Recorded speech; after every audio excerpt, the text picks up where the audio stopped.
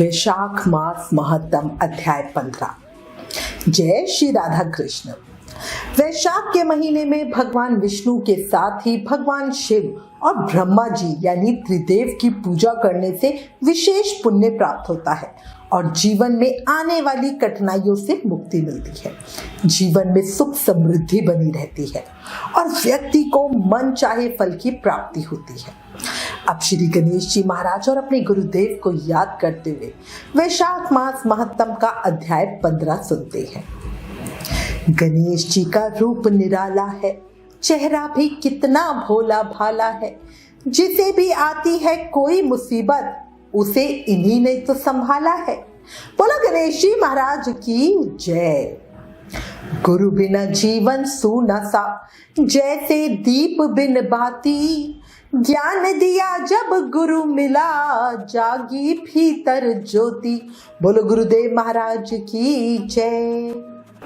वैशाख मास महत्तम के अध्याय 14 में ऋषि शुद्धदेव जी महाराज मिथिलापुरी के राजा हेमांग को भगवान शिव की कथा बताते हुए हवन कुंड में माता सती के देह त्याग का प्रसंग बताते हैं।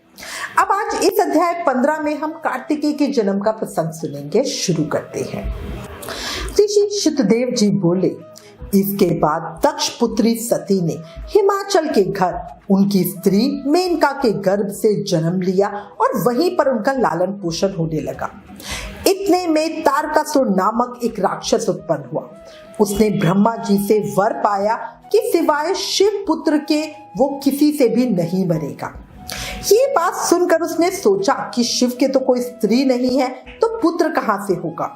वो सब लोगों और देवताओं को सताने लगा। तब देवताओं ने दुखी होकर ब्रह्मा जी की शरण ली। ब्रह्मा जी ने देवताओं को समझाया कि भगवान शिव की पत्नी सती ने पहले अपने पिता के यज्ञ में शरीर त्यागा, पर अब वो हिमाचल के घर में उनका दूसरा जन्म हुआ है और उनका नाम पार्वती है। किसी तरह पार्वती का पाणिग्रह भगवान शिव से करवाना चाहिए। ब्रह्मा जी के ये वचन सुनकर इंद्र ने नारद और कामदेव को बुलाया। उन दोनों को बुलाकर सबसे पहले नारद जी को हिमाचल के पास भेजा कि वो अपनी पुत्री को शिवजी जी की पत्नी बनाए। नारद जी से जैसा कहा गया था वैसा ही करने के लिए वो चले गए। फिर कामदेव से कहा कि वो बसंत ऋतु को संग लेकर भगवान शिव के तपोवन में चारों ओर बसंत ऋतु का विस्तार करे। फिर जब वहां पार्वती जी महादेव के पास पहुंच जाए, तब धनुष पर बाण चढ़ाकर ऐसा मारो कि महादेव जी के मोहित होने पर, उनका संगम होने पर सब कार्य पूरा हो जावे। कामदेव ने जो आज्ञा कहकर बसंत ऋतु अपनी स्त्री रति और अनुचरों को संग ले जाकर अपनी शक्ति से असमय में बसंत ऋतु उत्पन्न कर दी, जिससे चारों ओर वन में शीतल मन सुगंधित वायु चलने लगी। उसी समय महादेव जी पार्वती जी की सेवा से प्रसन्न हो कुछ कहने लगे। तब कामदेव ने उनके संगम का उचित समय जान महादेव जी के पीछे वृक्ष की ओट से एक बाण छोड़ दिया, जिससे महादेव जी का मन चंचल होने लगा। इससे उनका चित्त व्याकुल हुआ और वो इधर उधर देखने लगे तो उन्हें कामदेव दिखाई पड़ा। क्रोध से अपने मस्तक के तीसरे नेत्र को खोलकर ऐसी तीक्ष्ण अग्नि प्रकट की कि सब संसार भयभीत हो गया और उस अग्नि से धनुष बाण सहित कामदेव भस्म हो गया। बसंत और रति भयभीत हो भागकर, पार्वती डर के मारे आंखें बंद करके दूर हट गई और महादेव जी अंतर्ध्यान हो गए। देवताओं का कुछ भी मनोरथ सिद्ध नहीं हुआ, उल्टा अनर्थ हो गया। इतनी कथा कहकर मुनि शुद्धदेव चुप हो गए। उन्हें शांत देकर मिथिलापुरी के राजा शुद्धकीर्ति ने पूछा, हे ब्राह्मणे, कामदेव के जल जाने के बाद उनकी पुनः उत्पत्ति कैसे हुई? ये सुनकर शुद्धदेव भगवान कार्तिकेय के जन्म की कथा कहने लगे। इस कथा को कहने सुनने मात्र से ही सभी पाप नष्ट हो जाते हैं, यश और पुत्र मिलते हैं और सब रोग नष्ट हो जाते हैं। इसलिए प्रेम और भाव से आगे का प्रसंग सुने। जब महादेव जी ने कामदेव को भस्म कर दिया, तब रति मूर्छित हो गई और फिर चेत आने पर अनेक प्रकार से विलाप कर शरीर त्याग करने के लिए तैयार हुई। उसने अंतिम क्रिया करने के लिए बसंत को बुलाया। बसंत ने आकर रति को समझाया, लेकिन रति के ना मानने पर बसंत ने नदी के तट पर चिता बनाई और रति गंगा में स्नान करके संपूर्ण क्रियाक्रम से निश्चित हो चिता पर चढ़ने को तैयार हुई। तभी आकाशवाणी हुई, हे कल्याणी, हे पति में अत्यंत प्रेम रखने वाली, तू चिता में प्रवेश मत कर। तेरा पति महादेव जी के प्रसाद से तथा यदुवंशी भगवान श्री कृष्ण से पुनः पैदा होगा। ऐसे क्रम से 2 जन्म होंगे। जब दूसरे जन्म में श्री कृष्ण से रुक्मणी के गर्भ से तेरा पति होगा, उसका नाम प्रद्युम्न होगा। तो ब्रह्मा जी के श्राप से भगवान शंकर के घर में निवास करेगी, वहीं प्रद्युम्न नाम के तेरे पति से तेरा मिलन होगा। ऐसा कह के आकाशवाणी समाप्त हो गई। आकाशवाणी सुनकर रति ने चिता में प्रवेश नहीं किया। फिर सब देवताओं ने रति को वरदान देके उसको शांत किया और कहा, हे कामप्रिय, अब तेरा पति अनंग कहलाएगा और अंग वाले की तरह मरा हुआ भी दिखाई देगा। पूर्व कल में तेरा पति सुंदर नाम का राजा था। उस जन्म में भी तू ही उसकी पत्नी रज संकर करनी हुई थी और इसी से तेरी दशा हुई है। अब तू वैशाख मास में प्रातः काल मंदाकिनी नदी में स्नान कर, मधुसूदन भगवान का पूजन कर और उनकी दिव्य कथा सुनकर अशून्य शयन नाम का व्रत आरंभ कर दे। ऐसा करने से तेरा पति तुझे अवश्य मिल जाएगा, इसमें संदेह नहीं है। रति को ऐसा वर दे सब देवता अपने अपने स्थान को चले गए और रति भी कलेश से निवृत्त हो गई। मेष की संक्रांति में गंगा स्नान कर अशून्य शयन व्रत धारण करके उसे तत्काल कामदेव दिखाई दिया। पूर्व कल्प में भी ये बड़ा धर्मपरायण राजा था, मगर उसने वैशाख मास में कर्तव्य धर्म नहीं किया, इसीलिए कामदेव परमात्मा का पुत्र होने पर भी अंगहीन हुआ। उधर जब महादेव जी अंतर्ध्यान हो गए, तब पार्वती जी शंकर जी के रूप और गुणों को देख मुग्ध हो मन में शंकर जी को अपना पति होने की ठान गंगा तट पर तप करने लगी। वो माता पिता आदि सबके समझाने पर भी भूखी प्यासी जटाएं बढ़ाकर सहस्त्र वर्षों तक महालिंग का पूजन करती रही। तब महादेव जी सायंकाल ब्रह्मचारी के वेश में पार्वती जी की अनेक प्रकार से परीक्षा कर और अपने में दृढ़ देख बोले, हे भद्रे, जो तुम्हारी इच्छा हो वर मांग लो। तब पार्वती जी ने वर मांगा कि हे रुद्र, तुम मेरे पति हो। तथास्तु ऐसा ही हो। ये वर देके सप्त ऋषियों को बुलाकर हिमाचल के पास भेजा। ये सप्त ऋषि हिमाचल के पास पहुंचे और हिमाचल के पूछने पर बोले, हे राजन, तेरी कन्या पार्वती ने, जो पहली दक्ष की पुत्री थी, अपने पिता के यज्ञ में शरीर त्याग कर तेरे घर में जन्म लिया। इसका विवाह महादेव जी से करा दो। ये बात सुनकर हिमाचल बोला कि पार्वती महादेव जी को ही अपना पति बनाने को घोर तर्क कर रही है। मैं भी अनंत हर्ष से अपनी कन्या महादेव जी को दे चुका हूँ। अब आप वहां पधारो जहां महादेव जी हैं। हिमाचल का उत्तर ले सप्त ऋषि महादेव जी के पास पहुंचे और विवाह निश्चित करके चले गए। तब लक्ष्मी आदि सभी देवियों तथा विष्णु आदि सभी देवता बाराती बनकर चल पड़े और महादेव जी सब देवता, मुनि, 6 मातृका आदि को तथा भूत गणों को साथ ले बैल पर चढ़ चले। उनके आगे शंख, मृदंग आदि अनेकों बाजे बजने लगे और वेद की ऋचा और पाठ होते हुए हिमाचल की पुरी में पहुंचे। तब शुभ लग्न में शिव पार्वती का विवाह संपन्न हो गया, जिससे त्रिलोकी में आनंद छा गया।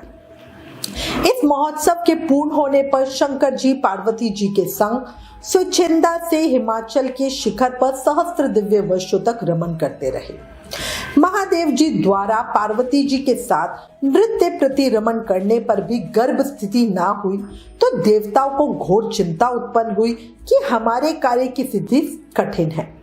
तब खूब विचार कर अग्नि को बुलाकर उसका अत्यंत सम्मान कर जहां महादेव जी रमन कर रहे थे भेजा और कहा कि जब महादेव जी रमन कर चुके हो तब प्रकट हो उनके सम्मुख चले जाना, जिससे वो पुनः रमन ना करे, क्योंकि तुझे देखकर पार्वती लज्जा के मारे वहां से हट जाएगी। तब तू शिष्य होकर शिवजी जी से प्रश्न कर बहुत सा समय लगा देना।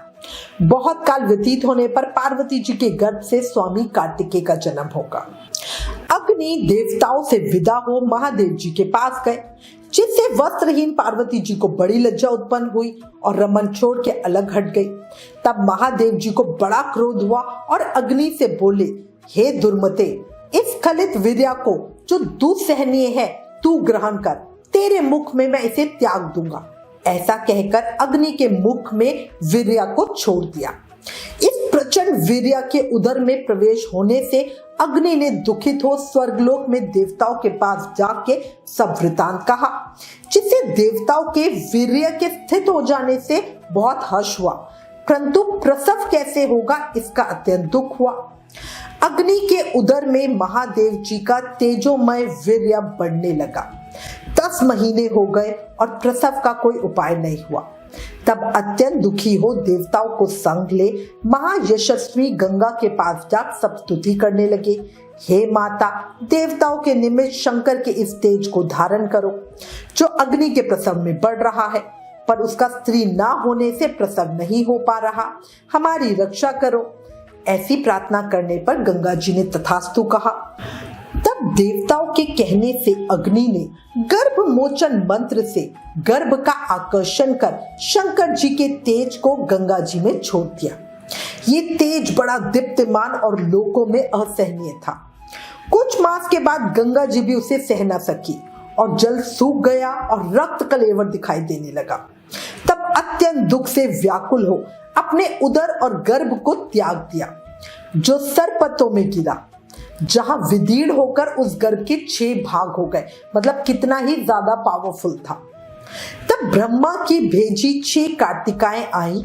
उन्होंने शरकंडों से विभिन्न शभाग तेज के 6 भागों को ग्रहण करके 6 मुख का एक पुरुष बनाया, जिसका शरीर एक ही था। उसे बहुत दृढ़ कर दिया। ये पुरुषाकार 6 मुखी शरीर बहुत समय तक शरकंडों में वैसे ही पड़ा रहा, उसका कोई रक्षक नहीं था। एक दिन बैल पर चढ़े हुए महादेव जी और पार्वती जी उसी स्थान से होकर श्री शैल पर्वत को जा रहे थे। सहसा पार्वती जी के स्तनों से दूध की धार ढरकने लगी। तब विस्मित होकर पार्वती जी ने महादेव जी से स्तनों से दूध बहने का कारण पूछा। तो महादेव जी बोले कि तेरा पुत्र यहाँ नीचे पड़ा है। और उसके बाद उन्होंने पूरी कहानी, अपने रमण की बात, अग्नि का वहां आना, पार्वती का उन्हें देखकर लज्जा के मारे चले जाना और महादेव का वीर्य स्खलित होने से क्रोध में आकर अग्नि के मुख में ही छोड़ देना, गंगा के जलने से गंगा का शरकंडों में गर्भ को छोड़ देना और वहां पर उस गर्भ के 6 भाग हो जाना तथा मृतिकाओं के दृढ़ कर देने का पूरा वृतांत पार्वती जी को महादेव ने सुनाया। फिर कहा, उसकी आकृति पुरुष की हो गई है और उसी को देखकर तेरे स्तनों में दूध टपक रहा है। इसका पराक्रम विष्णु के समान होगा, तो इसका पालन पोषण कर, यही तेरा औरस पुत्र है, इसे उठाकर ले चल।